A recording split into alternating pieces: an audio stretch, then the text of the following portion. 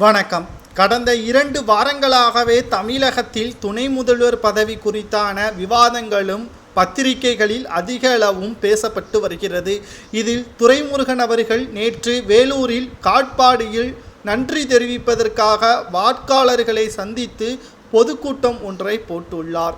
அதில் வாக்காளர்களுக்கு நன்றி செலுத்தி வீடு திரும்பும் பொழுது செய்தியாளர்களது சந்திப்பின் பொழுது, அடுத்து துணை முதல்வர் பதவி உதயநிதி ஸ்டாலின் என்று கூறுகிறார்களே, நீங்கள்தானே வயதிலும் சரி அனுபவத்திலும் சரி கட்சியிலும் சரி மூத்தவர்கள், உங்களுக்கு அந்த பதவி கொடுத்தால் என்ன செய்வீர்கள் என்று செய்தியாளர்கள் கேட்டபொழுது, துரைமுருகன் அவர்கள் துணை முதல்வர் பதவியை யார்தான் வேண்டாம் என்று சொல்வார்கள், எனக்கு அந்த பதவியை கொடுத்தால் தாராளமாக ஏற்றுக்கொள்வேன், ஆனால் அதற்கு திமுகவின் தலைவர் தான் முடிவெடுக்க வேண்டும், மற்ற அமைச்சர்கள் அதற்கு சம்மதம் தெரிவிக்க வேண்டும் என்று தெரிவித்துவிட்டார். இப்பொழுது உதயநிதி ஸ்டாலின் அவர்களுக்கு போட்டியாக துரைமுருகன் அவர்கள் இருக்கிறாரா?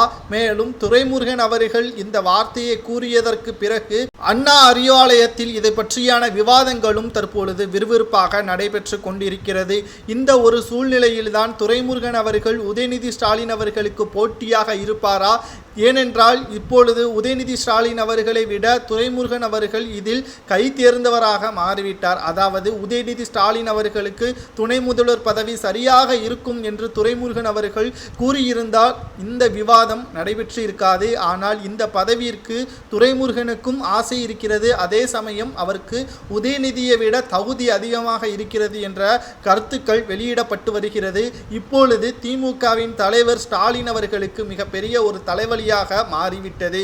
ஏனென்றால் தனது மகன் என்ற காரணத்தினால் உதயநிதி ஸ்டாலின் அவர்களுக்கு துணை முதல்வர் பதவியை கொடுத்துவிட்டால் கட்சியில் உண்மையாக அதிகாரப்பூர்வமாக அனைத்து நடவடிக்கைகளையும் எடுக்கக்கூடிய துரைமுருகன் அவர்களை விட உதயநிதி ஸ்டாலின் அவர்கள் என்ன விதத்தில் உயர்ந்தவர் என்ற ஒரு கேள்வியும் எழுப்பப்படும். இந்த ஒரு சூழ்நிலையில்தான் முதலில் துரைமுருகன் அவர்களை கண்டித்துள்ளதாகவும் உதயநிதி ஸ்டாலின் அவர்களுக்கும் துரைமுருகன் அவர்களுக்கும் தற்பொழுது மோதல்கள் உருவாகிவிட்டதாகவும் செய்திகள் வெளியாகி இருக்கிறது. எப்படியாவது துரைமுருகன் அவர்கள் துணை முதல்வர் பதவிற்கு ஆசை இல்லை என்று மீண்டும் ஒரு செய்தியாளர் சந்திப்பின் பொழுது கூற வேண்டும். இல்லை என்றால் கட்சி மேலிடம் இவருக்கு மிகப்பெரிய ஒரு மோசமான நடவடிக்கைகளை மேற்கொள்ளும் என்ற தகவல்கள் தற்பொழுது கசிந்திருக்கிறது.